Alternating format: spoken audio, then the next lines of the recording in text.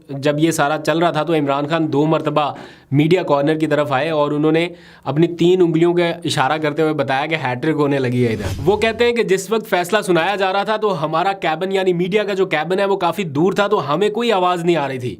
तो इमरान खान ने ऊंची आवाज़ में हमें आके खुद फैसले का बताया कि ये फैसला मेरे खिलाफ आया है। तो मैंने उनसे पूछा कि खान साहब परेशान थे या क्या माहौल था? उन्होंने कहा उसे परवाह ही नहीं है।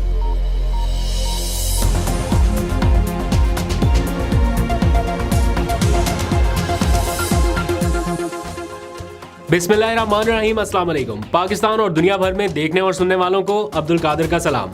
आज का ये जो व्लॉग है, टू बी वेरी ऑनेस्ट, मेरा बिल्कुल दिल नहीं कर रहा था कि इस मामले के ऊपर मैं बात भी करूं या ये व्लॉग भी करूं, लेकिन कुछ चीज़ें रिकॉर्ड पर रखने के लिए बड़ा ज़रूरी हैं ताकि ऑडियंस को भी एक तो पता चलता रहे, रिकॉर्ड स्ट्रेट रहे। और फिर इन मामलात के ऊपर इतना प्रोपेगेंडा, इतनी ज़्यादा चीज़ हो रही है और है ही ये टोटल बयानिए की जंग, तो अपनी कोशिश के तहत आवाज़ उठानी चाहिए और लोगों को बताना चाहिए कि हकायक है क्या। क्योंकि आजकल जो दिखाया जा रहा है वो चीज़ है जो कोशिश है कि ये आप लोगों तक पहुंचे, लेकिन उसमें सच हो या ना हो ये एक अलग बात है।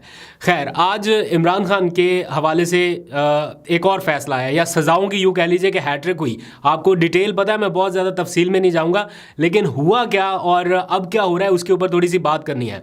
इमरान खान के ख़िलाफ़ तीसरी सज़ा का भी ऐलान कर दिया गया है। 7-7 साल इमरान खान और बुशरा बीबी को कैद की सज़ा सुनाई गई है इद्दत केस में, और 5-5 लाख रुपया जुर्माना भी अनाउंस किया गया है। जुर्माना नहीं देंगे तो 4 महीने कैद मज़ीद बढ़ जाएगी। तो मुल्क की तारीख का, अपनी नौयत का ये तेज़ तरीन ट्रायल हुआ। जी हाँ, इस ट्रायल को वो मिलना चाहिए। इससे पहले नैब का जो ट्रायल हुआ वो रिकॉर्ड बन गया कि 1 महीने और 12 दिन, गालबन 42 दिन के अंदर ट्रायल जो है वो कंक्लूड हुआ था तोशाखाना नैब केस का। अब ये उससे भी एक आगे चला गया मामला और तेज़ तरीन ट्रायल करके इंसाफ जो है वो आप लोगों की दहलीज तक पहुंचा दिया गया है। इस अवाम का बहुत नुकसान हो रहा था ना पहले, अब सारा कुछ ठीक होगा, मईशत भी तरक्की करेगी, मुल्क भी आगे बढ़ेगा, अब सब कुछ ठीक हो जाएगा। फर्द जुर्म आयद होने के बाद एक दिन में 12 घंटे और दूसरे दिन में 14 घंटे तक समाअत हुई, और सिर्फ 2 दिनों के अंदर अंदर इद्दत केस का जो ट्रायल है, मजमूई तौर पर यूँ कह लें कि 26 घंटों के अंदर अंदर समाअत भी मुकम्मल हो गई, ट्रायल भी कंक्लूड हो गया और उसका फैसला भी जारी कर दिया गया, तहरीरी फैसला भी आ गया। जो कोर्ट को कवर करने वाले रिपोर्टर्स हैं वो बताते हैं कि ऐसा कभी ना देखा ना कभी सुना कि सिर्फ 28 या 24 घंटे के अंदर अंदर पूरा ट्रायल कंक्लूड हो गया। आप अंदाजा करें कि गुज़िश्ता रोज़ ये सारे कोर्ट रिपोर्टर सुबह 9 बजे अडयाला जेल के अंदर गए हैं और रात 11 बजे ये जेल से बाहर निकले अदालती कार्रवाई कवर करने के बाद। तो मैं साकिब बशीर साहब का व्लॉग सुन रहा था, वो बता रहे थे कि इतना लंबा ट्रायल चल गया कि जो जज साहब थे जिन्होंने फैसला करना था, महफूज करना था, उनके जिस्म पर थकावट के आसार नुमायां थे और वो बार बार जमाइयाँ ले रहे थे, मतलब वो भी थक चुके थे इतना लंबा इसको ट्रायल को चला के। लेकिन उसके बावजूद ये ट्रायल आगे चलाया गया, मतलब अदालती वक्त शाम 4 बजे तक का होता है, लेकिन स्टिल ये रात 11 बजे तक ले जाया गया। जमाइयाँ ले रहे हैं, लोग थक गए हैं, गवाहान भी थक गए, जज साहब खुद थके हुए हैं, लेकिन स्टिल ये ट्रायल चलाया गया कि जनाब आज फैसला महफूज करना है और कल अनाउंस कर देना है, जो कि आज हो गया। तो इसमें थोड़ा सा गवाहों के ऊपर बात कर लेते हैं। गवाहान कौन है जनाब? ओन चौधरी साहब, फिर साबिक शोहर बुशरा बीबी और फिर उनके मुलाजिम।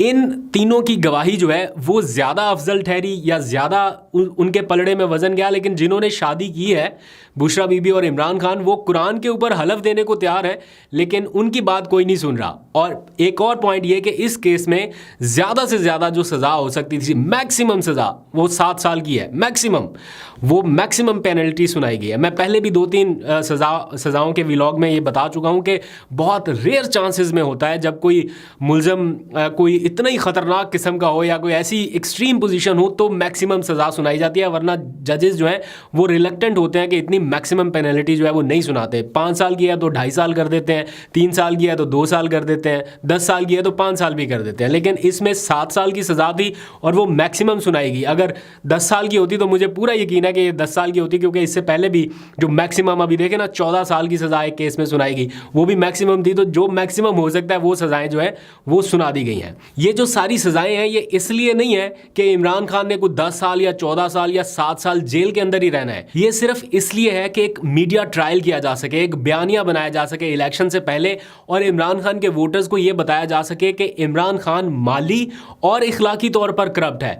वो शख्स जिसे पूरा पाकिस्तान सालाना अरबों रुपए की डोनेशन देता है वो शख्स माली करप्ट है, या वो शख्स जो रियासत मदीना की बात करता है वो इखलाकी तौर पर करप्ट है। ये वो बयानिया है जो इस वक्त फैलाया जा रहा है, या वन साइडेड नैरेटिव जिसे मैं कहता हूं कि वो चलाया जा रहा है ताकि वोटर्स तक ये बात पहुंचे कि वोट जो है वो इनकी तरफ ना जाए। मैं ये समझता हूं कि इस फैसले के असरात जो हैं वो सिर्फ इमरान खान या बुशरा बीबी तक महदूद नहीं है। अभी तो लग रहा है ना कि सज़ा उनको हुई है, लेकिन ये बतौर मुआशरा हम सब के ऊपर एक तरह से ये फैसला है। मतलब बतौर मुआशरा इसके असरात हमारे ऊपर आगे आने वाले टाइम पे आए। ये किसी सिर्फ 2 इंडिविजुअल्स नहीं भुगतना, आगे भी चलना ये मामला। और अदालत में एक बापर्दा खातून के बारे में जिस किस्म की जिरा की गई होगी या किन किन सवालात के ऊपर बहस हुई होगी, ये वो चीज़ें हैं कि मैं व्लॉग ही नहीं शुरू करना चाहता था, या मैं चाहता था कि मैं आज का ये व्लॉग स्किप कर दूं, लेकिन स्टिल करना पड़ रहा है बिकॉज मैं ये सोच रहा हूं कि क्या सवालात वहाँ पे डिस्कस किए होंगे इन मामलात को लेके और किस किस्म की बहस की गई होगी। खैर, इसमें एक और दिलचस्प पहलू ये है कि मुफ्ती सईद साहब जो गवाह के तौर पर पेश हुए वो अपने गवाह से ही बदल गए। यानी उनका एक पुराना स्टेटमेंट जो है वो आज अदालत में चलाया गया कि अगर इस किस्म का कोई मामला आए इद्दत के हवाले से तो खातून की जो गवाही है उसे तस्लीम किया जाएगा या उसे ही आखिरी चीज़ माना जाएगा। उसके बाद वो कहते हैं बात ख़त्म। तो जब अदालत में ये कहा गया कि आपने तो कहा था कि इसके बाद बात ही ख़त्म, तो बुशरा बीबी तो बता रही हैं तो उनकी गवाही को तो फिर फाइनल समझा जाए, तो वो कह रहे नहीं, मेरा ये मतलब नहीं था कि उधर बात ख़त्म, मेरा मतलब था कि मेरी वहाँ पे मौके पे जो बात थी वो ख़त्म। तो वो उन्होंने बात जो है वो गोलमोल कर दी। जो रिपोर्टर्स हैं वो बताते हैं कि वो कोई सही जवाब नहीं दे सके, हालांकि ख़ुद जो मरकज़ी गवाह है इस सारे मामले का वो ख़ुद ये कह रहा है टीवी इंटरव्यू में कि जो खातून होगी उसकी गवाही जो है वो फाइनल मानी जाएगी। अच्छा, अब आ जाए खावर मानिका साहब की तरफ। वो साबिक शौहर हैं। अब अपने टीवी इंटरव्यू में जो उन्होंने कहा बुशरा बीबी के हवाले से पहले, उससे वो मुकर गए। इमरान खान से निकाह के बाद उन्होंने एक टीवी इंटरव्यू में ये कहा था कि बुशरा बीबी पाकबाज खातून है और इमरान खान पर जो इल्ज़ामात लगाए जा रहे हैं वो बिल्कुल बेबुनियाद हैं, वो आते जाते रहते हैं, उनका रूहानी रिश्ता है, लेकिन ऐसी कोई बात नहीं है। तो जो बयान उनका पहला था उससे भी वो मुकर गए। तो जब अदालत में इसके ऊपर जिरा हुई तो वो भी जज साहब ने तस्लीम नहीं किया ये पॉइंट भी। और फिर अगर ये निकाह फ्रॉड है या दूसरा निकाह हुआ है तो ना दूसरा निकाहनामा पेश हुआ, ना कोई उसका सबूत पेश हुआ, महज ओन चौधरी और निकाह खां की जो गवाही है उसको मानते हुए 7-7 साल की जो मैक्सिमम सज़ा थी वो सुना दी। जब मियाँ बीवी कह रहे हैं, मान रहे हैं कि जनाब हमारा जो निकाह था वो दुरुस्त तरीके से हुआ, तो फिर इसमें फ्रॉड वाली कौन सी बात है? या तो एक फरीक कहे ना कि मेरे साथ इसने ज़्यादती की है या मुझे बताया नहीं या मुझे धोखे में रखा, तो फिर तो चलो समझ में भी आती है। तो इस केस को कवर करने वाले जो रिपोर्टर्स हैं वो बड़े हैरान कुन से दलाइल दे रहे हैं। और एक से तो मैंने अभी पूछा मैसेज करके भी, मैंने उनसे कहा कि उन्होंने बल्कि ख़ुद मुझे बताया कि आज मैं भी जेल के अंदर था समात कवर करने के लिए। तो मैंने उनसे पूछा कि सुनाओ फिर अंदर की कोई बातचीत, इमरान खान परेशान है या डटा हुआ है कप्तान आपका? तो उन्होंने बताया कि उसे तो परवाह ही नहीं है, और नहीं यार उसे तो परवाह ही नहीं है, कोई समथिंग लाइक दैट, ऐसा मैसेज था। वो साकिब बशीर साहब बताते हैं कि 2 मरतबा इमरान खान साहब उनके मीडिया कॉर्नर की तरफ आए, क्योंकि मीडिया कॉर्नर समात वाली जगह से इतना दूर है तो वैसे ये ओपन ट्रायल, लेकिन आवाज़ ही नहीं आती वहाँ तक। और फिर ऊपर वो उन्होंने पता नहीं क्या शील्ड सी लगाई हुई है तो उनको नज़र भी नहीं आता, आवाज़ भी नहीं आती। तो वो कहते हैं कि फिर जब ये सारा चल रहा था तो इमरान खान 2 मरतबा मीडिया कॉर्नर की तरफ आए और उन्होंने अपनी 3 उंगलियों का इशारा करते हुए बताया कि हैट्रिक होने लगी है इधर।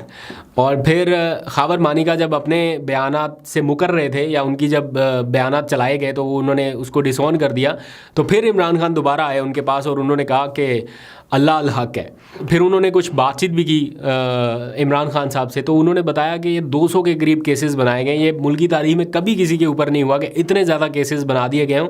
नवाज शरीफ के ऊपर जो केसेस बने, जो सज़ाएँ हुई, ताहियात नायल हुए, वो सब रिवर्स हो गया।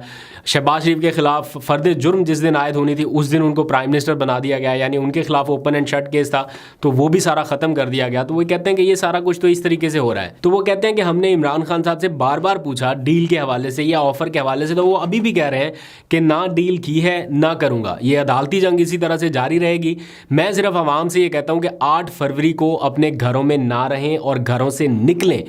और ये बात दुरुस्त है, अगर आप निकलेंगे नहीं तो फिर आप शिकायत नहीं कर सकते, आप कंप्लेंट नहीं कर सकते अगले 5 साल तक के जनाब ये मुल्क इस तरह से चल रहा है। आशिर बाजवा साहब ने एक बहुत ही ज़बरदस्त एक डाटा निकाला है, हैरान कुन तौर पे, वैसे तो बड़ी कैलकुलेशन वो करते हैं, उन्होंने एक डाटा निकाला, आपके साथ शेयर कर देता हूँ। वो कहते हैं कि आपको वोट डालने के लिए, यानी ये सोचने से लेके कि मैंने वोट डालना है तो वोट काउंट करने तक आपको मैक्सिमम सिर्फ 180 मिनट, या यूँ कह लीजिए कि 3 घंटे ही बनते हैं ना, मेरी थोड़ी मैथ कमज़ोर है, आप खुद ही कैलकुलेट कर लिया, 3 घंटे का टाइम ही बनता है। यानी ये सिर्फ 3 घंटे आपके अगले 5 साल के 26,20,800 मिनट्स का फैसला करने वाले हैं। अगर आप नहीं निकलेंगे तो फिर अगले 5 साल तक आप शिकायत नहीं कर सकते कि आपके साथ ये हुआ। पाकिस्तान तहरीक इंसाफ इस वक्त फुल स्विंग में है, वोटर उनका फुल चार्ज है, बस सिर्फ ज़रूरत इस बात की है कि वो जो मूड है या वो जो टेम्पो है उसको कन्वर्ट करना है into vote and into ballot box, यानी ये वोट में कन्वर्ट होकर बैलेट बॉक्स तक सही उम्मीदवार सही नाम और निशान के साथ पहुंच जाए। हरबे बहुत सारे हैं आपको रोकने के लिए, बहुत सी परेशानियां भी शायद और भी आई, थोड़ी बहुत रुकावट भी होगी, बट स्टिल आपको वोट डालना है।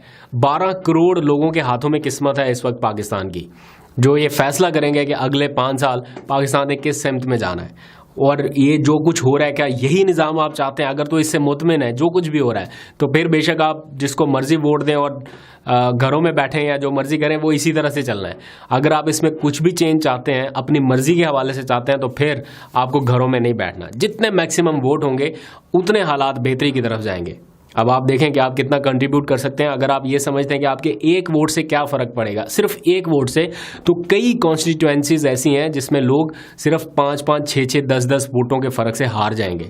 तो इसलिए बाद में अफसोस करने से बेहतर है कि अभी आप घरों से निकलें और ये तय करें कि आपका वोट कहाँ पर है, कौन सा हल्का, कौन सा निशान है, और सारी तफसीलात आपको PTI ऑफिशियल के भी वेबसाइट के ऊपर भी और हर जगह पे मिल जाएंगी। मैं ये नहीं कह रहा हूँ कि आपने PTI को ही वोट डालना है, आप जिसको भी डालें, बट एटलीस्ट वोट ज़रूर डालें।